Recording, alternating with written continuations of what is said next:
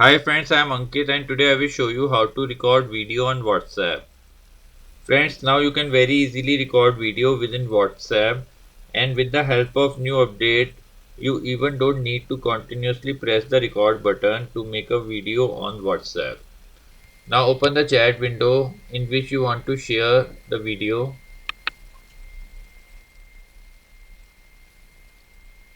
Now in the chat, you need to press on this camera icon. Now here press on video. Now to record video, you simply need to press on the record button. Now it has started to record the front camera. By pressing here, you can shift it to back camera.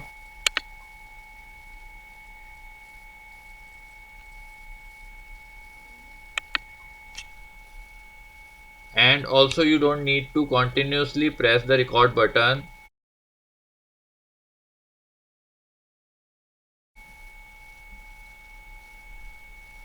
After recording the video, you simply need to press the send button to share it in the chat window. So friends, like this you can very easily record and share a video in WhatsApp. I hope you find this video useful.